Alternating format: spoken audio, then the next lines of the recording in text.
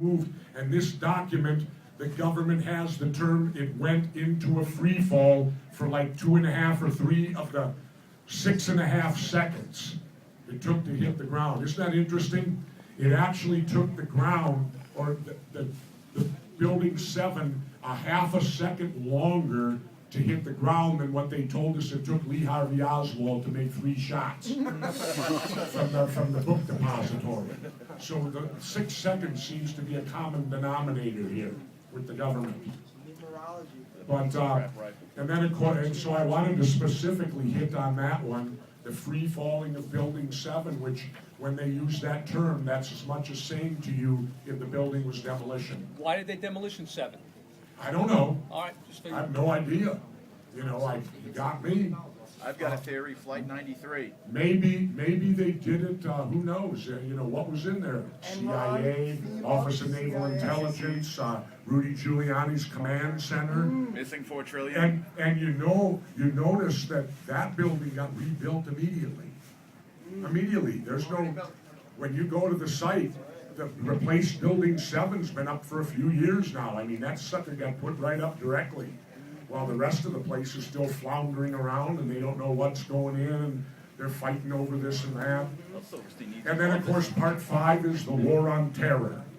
And we print the document of President Bush's justification for torture.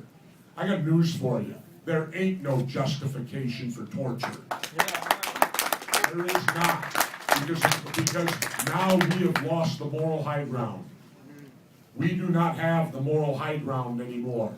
And I worry about that young man, Bradley Manning, the guy who leaked the alleged WikiLeaks documents, because he is in custody currently at Quantico, right? He's in solitary confinement, and can anyone here assure me he's not being tortured right now? Hell no. We don't know. We don't know. I bet on it. And then let's go to another little thing. I am so angry that they are not going to try these guys from Gitmo in open court. I want to hear the evidence. Now you're not going to hear no evidence. The trial's going to take place down in Gitmo. It's being done as a military tribunal. These guys aren't in the military. How do you have the military judge people who aren't in the military? They don't belong to a country or a specific army. It wasn't a war like you capture someone in World War II or Vietnam or whatever it might have been. I want to hear the evidence. Because as you all know, it's been what? Nearly 10 years, and they have yet to indict Osama bin Laden for it. Well, we assume that, we don't know. But, I mean, that's the procedure. How do you go after someone until you've indicted them? And an indictment simply means, and you don't have to have them in custody, an indictment means you bring in the grand jury, a group of citizens like you and I, the government presents their evidence, there's enough meat on the bone, they say, okay, there should be a trial, but the person's still innocent until proven guilty in a court of law, and then you have, now with an indictment, you can legally go out and get them.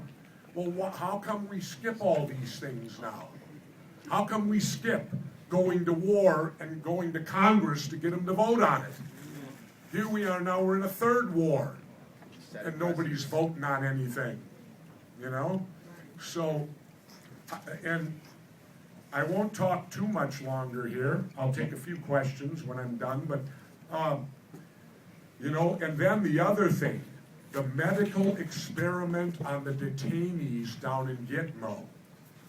Every person that was brought to Gitmo, these documents show, was given a shot of this substance, I'm not going to look it up, that is supposed to be against malaria. Well, this substance is so dangerous, it warns doctors. Do not give it unless you know the complete historical background of the patient and the patient's complete DNA makeup. And they just arbitrarily gave it to every guy they brought to Gitmo. You know why? Because this stuff has side effects that are beyond belief, and it clearly shows they were giving them the shot to get the side effects. not for a medical purpose, and I'd like to know what doctor did that, when doctors take an oath to do no harm. You know, what doctor did that? Gave these shots to the people down there at Gitmo, and these guys aren't guilty until they're proven guilty. What happened here? Why are we letting our country go to this?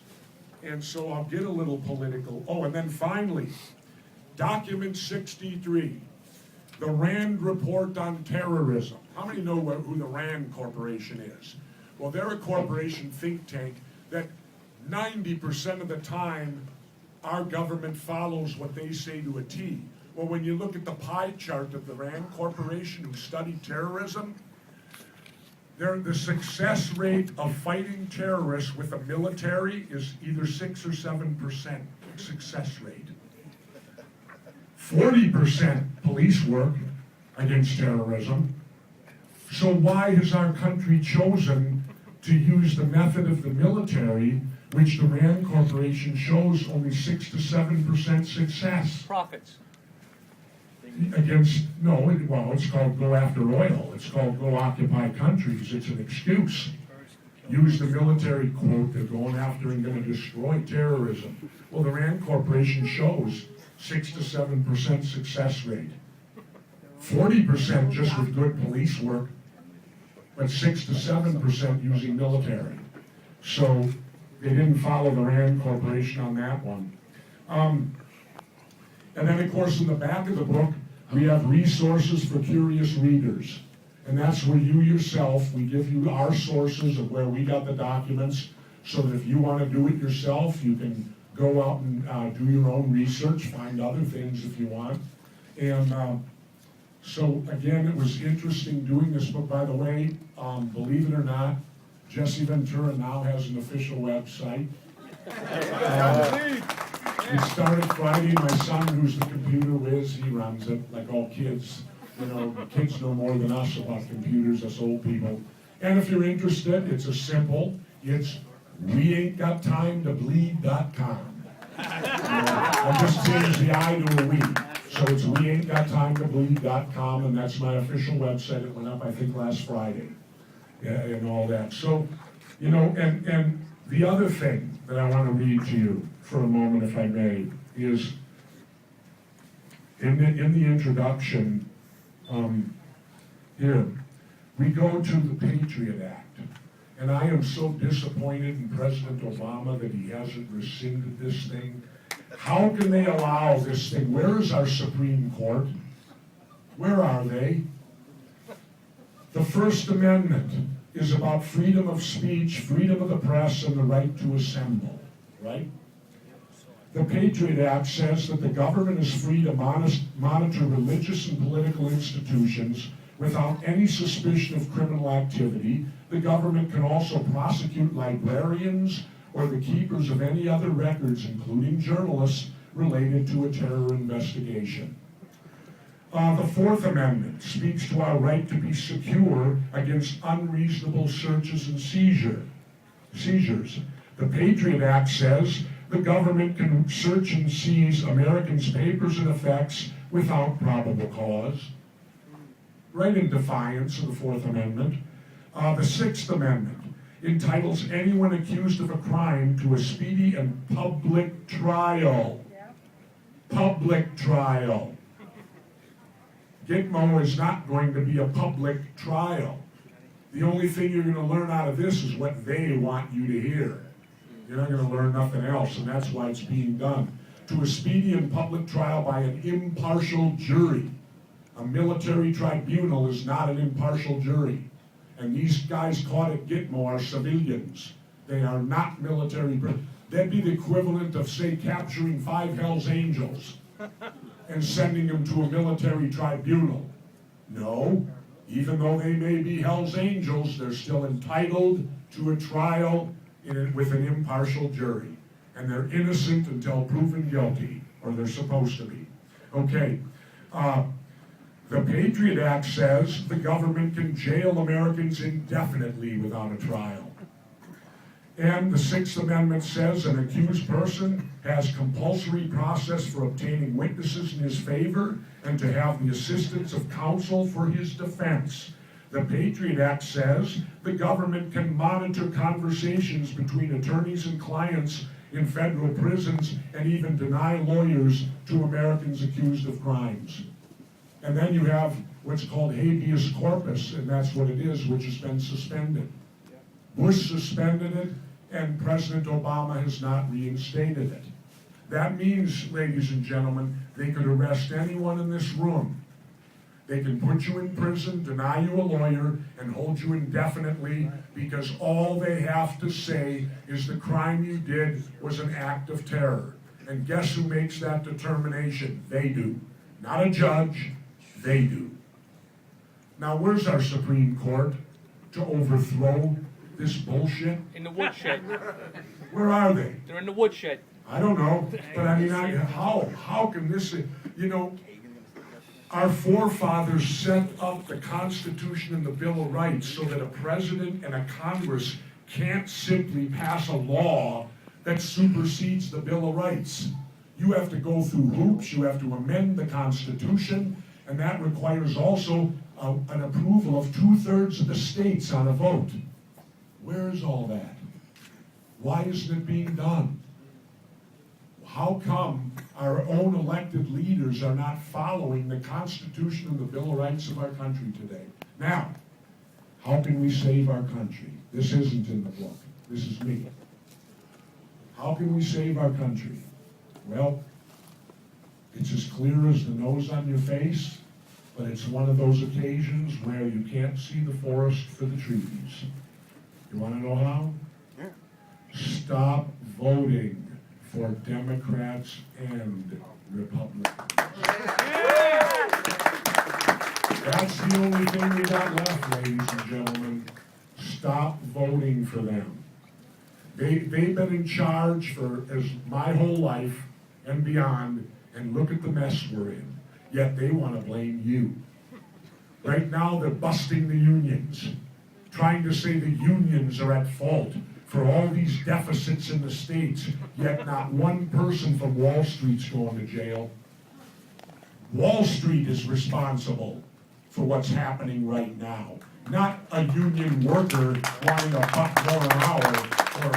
And let me say this too. The next time one of these jokers talks about Obamacare and tells you that we got to get rid of this, how come these hypocrites aren't showing by example? Because Congress and the Senate have separate government-run health care. Government-run health care is good enough for them, but it isn't good enough for you. Why aren't they saying, look, I'm forfeiting my government-run health care, this is horrible. You don't hear any of them doing that because they're a bunch of damn hypocrites. It's as simple as that. They're a bunch of damn hypocrites. They don't want you to have it while they got it. See, I'm vested in 2 unions. Oh, by the way, this made me sick the other day. I happened to be channel surfing and I actually watched Glenn Beck for a couple minutes. And you know what he was doing? He was talking about how unions are communist, socialist, and all this, right? Well, guess what? Glenn Beck is a union member. Yeah.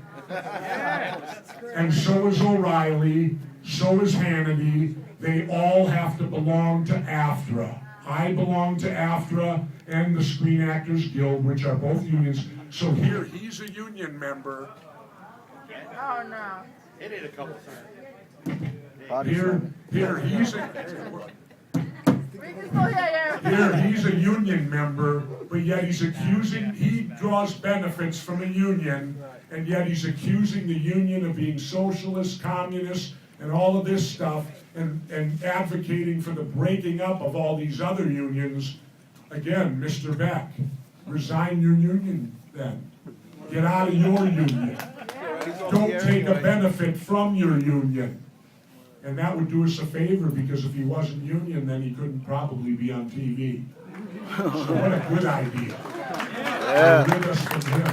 He just By announced the he's way, on just for TV. some fun, If that guy ain't Curly Howard's grandson, I don't know who is. Take a look at Curly Howard of the Stooges and Glenn Beck. If they're not related. So anyway, at this point, I'll take a few questions and then we'll sign some books. Yes, sir.